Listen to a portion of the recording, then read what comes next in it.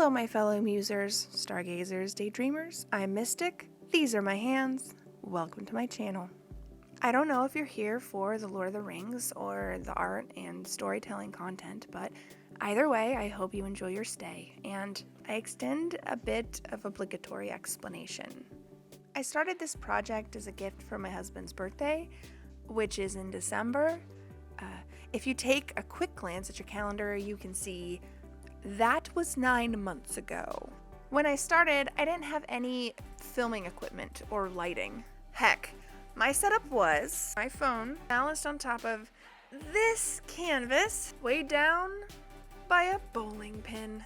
As I'm sure you can imagine, it doesn't exactly scream quality. So there I was, with no equipment, rushing to get it within a modicum of polish before a quickly encroaching deadline. I took shortcuts, I'm not too proud to admit it. Still didn't get it done in time, but it was more complete than it could have been.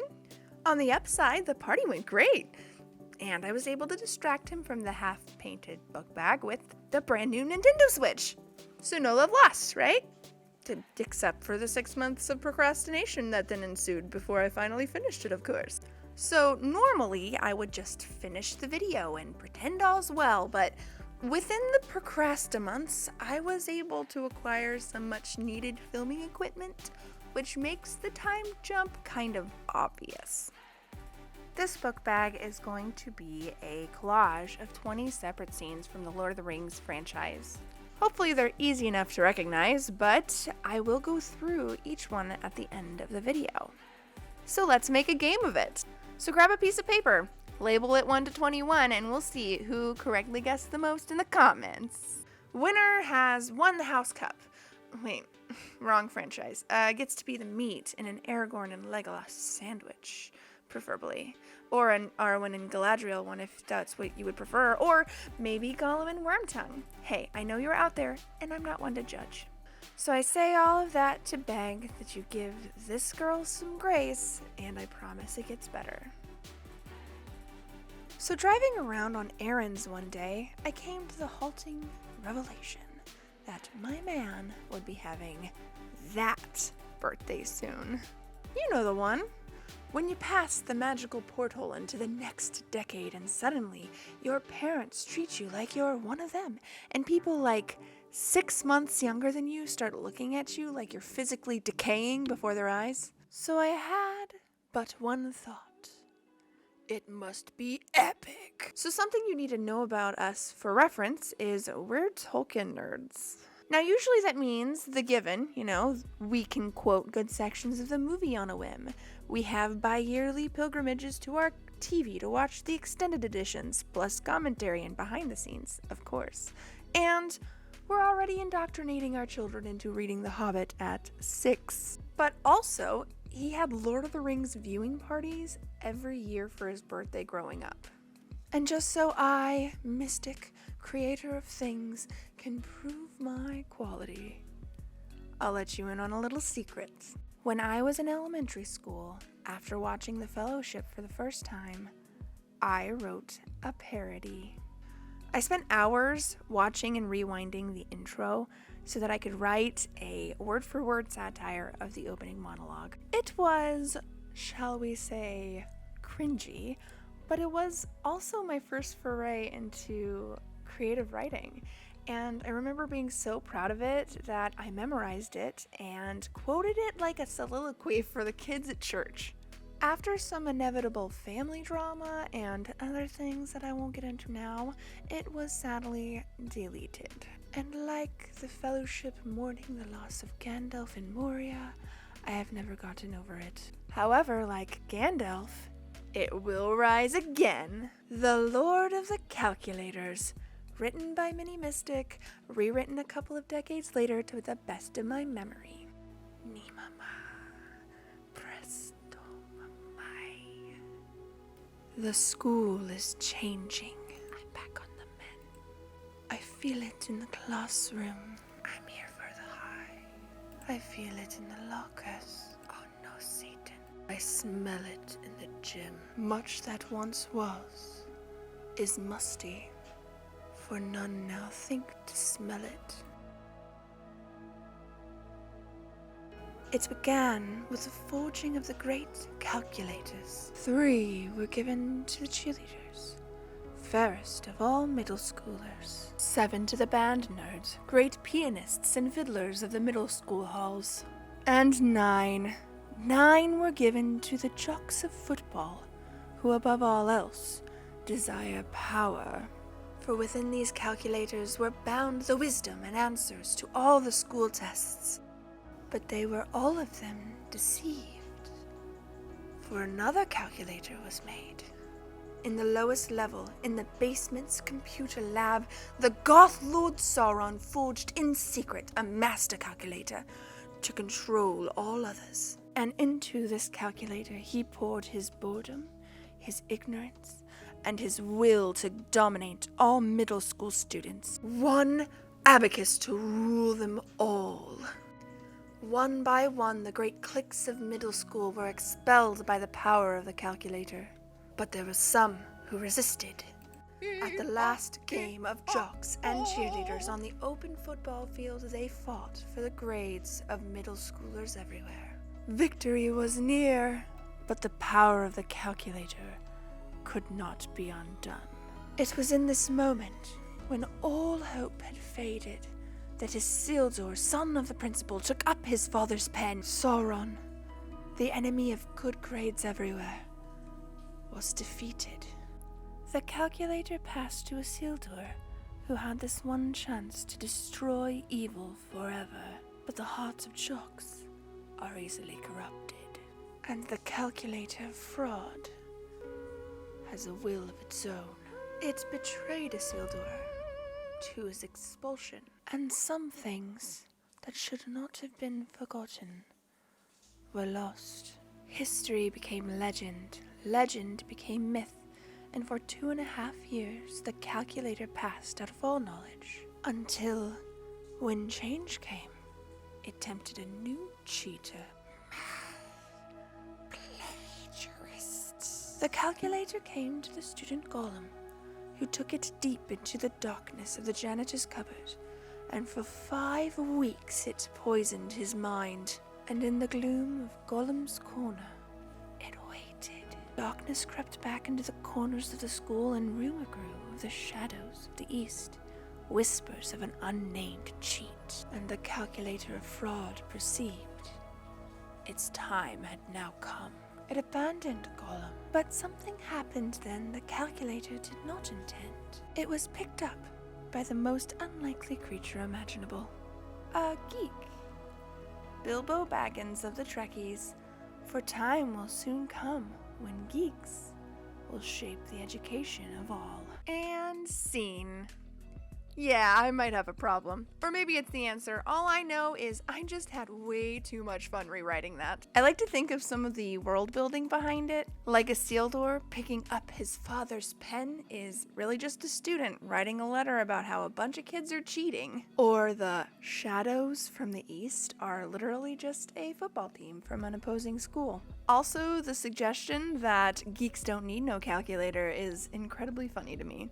It's so absurd, but I'm dang proud of it, especially because of how old I was when I came up with the concept. So suffice it to say, I was at least qualified for the job of making the best Middle-earth themed surprise birthday party ever. I went with a concept I could have sworn I once saw shared on Reddit, but when I went back to look for it, I couldn't find it for the life of me. It's basically a reenactment of the chapter, An Unexpected Party. Those of you who are here for the Lord of the Rings, I'm sure you've picked up what I'm getting at, and I encourage you to do it for your fellow Tolkien nerd. I'll leave the recipes I used in the description below. For those of you who have never read The Hobbit, spoilers I guess, also what have you been waiting for? It's only been out for 80 years, but I guess I'll digress and give you weirdos a little summary. Bilbo's adventure begins as most good adventures tend to begin, with a wizard. A wizard who immediately invites himself over for tea. And when he's supposed to arrive for said tea, in walks 13 dwarves. Bilbo's just trying to eat his dinner, but every few minutes a couple of dwarves knock on the door, say, "At your service," then push past him and make themselves at home, all the while eating his food and cryptically talking about a quest they need a burglar for. Yes, I did. And this is how it went. The day began in a quiet house.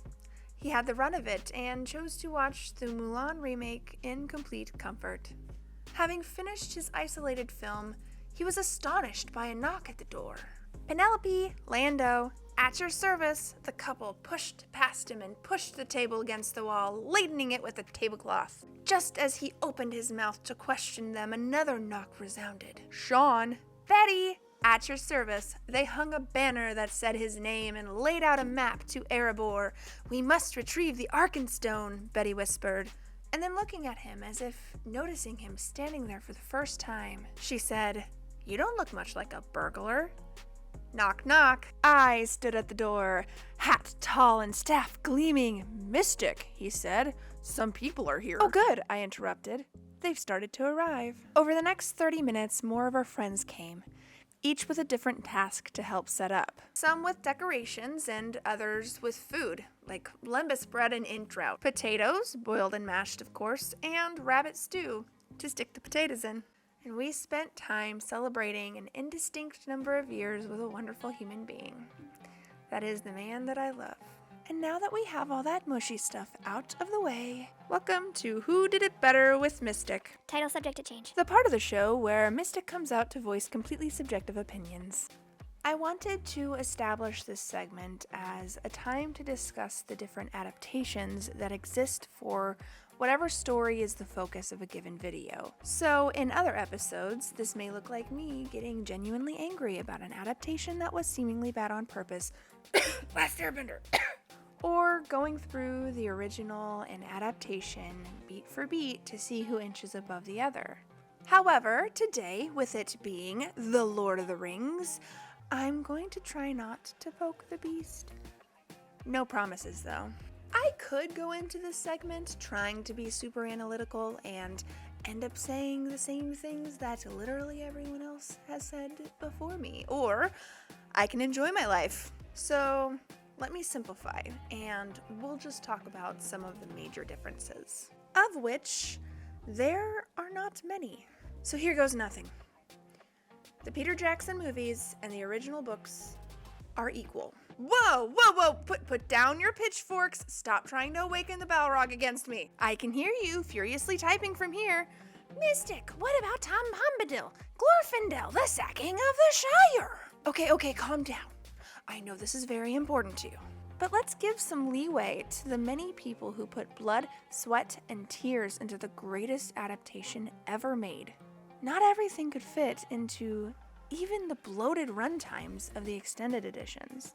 But let's get into your first point, shall we? Why wasn't Tom Bombadil in the movies? Because Tom Bombadil is a side quest. Bear with me. Obviously, he was very helpful to the hobbits directly after leaving their home, saving their lives several times, but in terms of the narrative, it seems his only real purpose was to give hope to others that the ring wasn't all-powerful, being a jolly, gender-bent Mother Nature of sorts with a hot wife along the way. So even though his existence as potentially the first of creation is really interesting in terms of world building, I don't see how they could have worked him in. Other than maybe making him an Easter egg, like maybe we could have heard some hobbits whispering about his legend, or Gandalf could have mentioned him. But other than that, I just don't think he was important enough to the film's storytelling to pour resources in what could have ended up being a lot of runtime into. As for Glorfindel, it's kind of the same thing. Only a little more obsolete since we already have a hot elf warrior that we're all going to be getting dreamy-eyed for coming into the story in just a couple of scenes. Old Glory was introduced into the books when Frodo gets stabbed by a Morgul blade and needs to get to Rivendell quickly. But after the Council of Elrond, we never really hear from him again. His purpose in the books was really to look at everybody and say, oh no, I can't help because I'm too powerful for this to be a sneak attack, which is why it needed to be a hobbit in the first place. Alternatively, Arwen, the woman we're supposed to be rooting for as the love interest of one of the leads, gets almost zero character development at all in the books. Now, I have heard arguments that the Arwen of the books was supposed to be much more like Galadriel, having a sort of mythology around her. The elf princess that no human eye had seen, sort of thing. But I don't think that's very helpful in the realm of the film's narrative. We already have an elf witch that leaves everyone in awe. We don't need another one. Having her be the one to save him also adds a suggestion that Arwen is Aragorn's equal and lends credence to the idea that they're compatible. Overall, I think the choice to have Arwen save Frodo at Brunnen was a really good one, especially since The Lord of the Rings isn't exactly dripping with strong female characters. Éowyn is the only woman with any actual character development, but she isn't even allowed to exist but for the love of a man. Genuinely not trying to be feministic here, but come on. And lastly, the sacking of the Shire. We all love it in the books, but in the movies, it would have been just another ending to add to the copious amount of endings from The Return of the King. And I think after everything they've been through, we need to know that the hobbits are able to achieve some sort of peace. So in my opinion, the movies did their best adapting an extremely hefty bit of writing into only 12 hours, and are hands down the most genuine adaptation. So for this segment of Who Did It Better, it's a tie. So I ran out of hyperlapse footage, but I still wanted to take this time to talk about my hopes for this painting. So here's a nice still image for you to look at while I'm rambling. So I went into this with the general idea that I wanted to showcase everything that we love about The Lord of the Rings. It wasn't as important to get everything recreated from the movie perfectly. Whilst I knew I had the ability to take that route, I also knew I wouldn't really enjoy the process very much. And I, being my biggest critic, would most likely spend the rest of eternity just looking at the spots that were not quite right until I went insane. What was most important to me was to get all of the most recognizable scenes in a collage of sorts. I wanted to work with the shape of the bag, creating a layer for each part of the story, starting with Fellowship and ending with the Eye of Sauron oppressively watching over all. Alright, my friends, it's time to grade our little game. I'm going to start with the bottom of the piece and work my way up to the top, numbering 1 through 21, as I said at the beginning. So let's go for it. Which type of sandwich are you going to be? First off, we have Bag End and Bilbo's birthday party. Number 2 is the hobbits hiding under the roots. Number 3, the Fellowship departing. Number 4, the ring on the pedestal at the Council of Elrond. Number 5, the wraith against the water horse. Number 6, you shall not pass. Number 7, the mirror of Galadriel. And number 8, Boromir's farewell. Number 9, the palace of the Rohirrim. Number 10, Treebeard with Gandalf. 10.5, Merry and Pippin on board. Number 11, the dead marshes. Don't follow the lights. 12 is Sam, Frodo, and Gollum overlooking the Black Gates. 13, the battle for Helm's Deep. 14, the destruction of Isengard. 15, Shelob. 16, Gondor calls for aid. 17, Sam with the light of Elendil. 18, the path of the dead and Skull Avalanche. 19, the Battle of Minas Tirith. 20, I can't carry it for you, but I can carry you. And last but not least, the Eye of Sauron. It's important to me that this channel stays a place where I can challenge my imagination and grow it. Hopefully the musings of this one woman's mind can bring joy to someone's heart. Even if that someone is just me, it's still worth sending into the ether. So if this seems like a place that you could see yourself enjoying, please consider commenting, sharing, and subscribing. So fellow stargazers, I have been Mystic, those were my hands, and thank you for being my ether.